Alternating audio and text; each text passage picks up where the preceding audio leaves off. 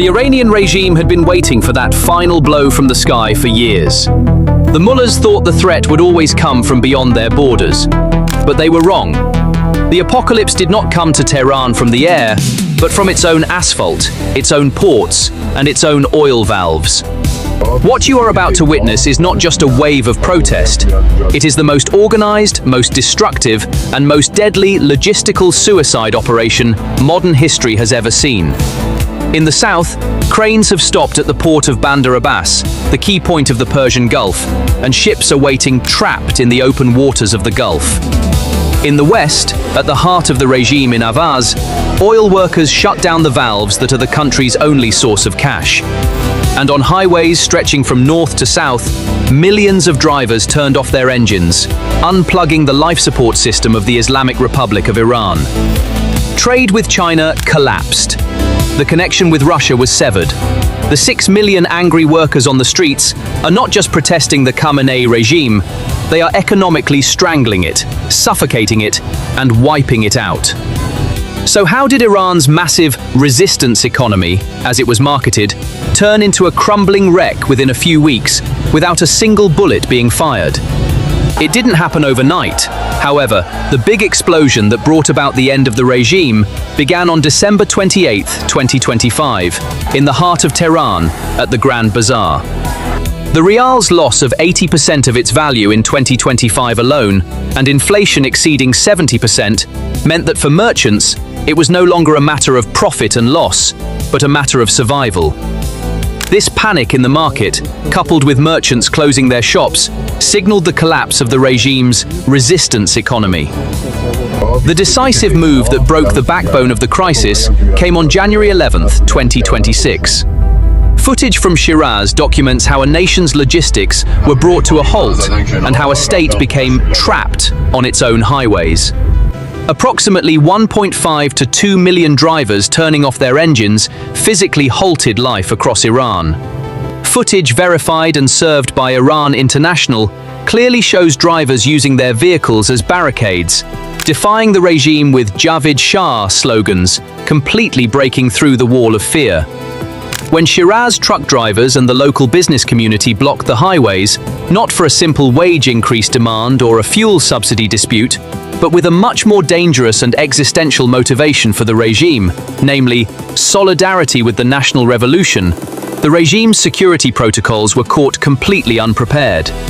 This action was much more than a standard work stoppage. It was organized, synchronized, and tactical logistical sabotage. This spark in Shiraz turned into an uncontrollable forest fire within hours, and the epicenter of the crisis quickly spread north to Isfahan. Understanding Isfahan means understanding the magnitude of this crisis. It is not only Iran's cultural center, but also its military and industrial heart. Everything from uranium enrichment facilities to steel factories, petrochemical complexes to defense industry production lines is concentrated in this region. The scale of this logistical paralysis became clearer when it reached the gates of Tehran. Observations on the main arteries leading to the capital, Tehran, and audio recordings and reports stating that not a single commercial truck was seen for miles indicate that the capital is under siege. This is not a military siege, but a de facto isolation caused by the breakdown of the supply chain. This logistical standstill, combined with the closure of shops in Tehran and the surrounding Grand Bazaar, has suddenly plunged the city of 15 million into a food and fuel crisis. Supermarket shelves are emptying, flour shipments are not happening, bakeries cannot produce bread. Although the regime is trying to make shipments with military trucks, it is mathematically impossible to feed a country of 88 million people with military logistics. The drivers' action crushed the regime's logistical capabilities. One of the most critical, dangerous, and frightening aspects of the crisis for the regime is unfolding in Tabriz, one of Iran's industrial capitals, where ethnic tensions are also high.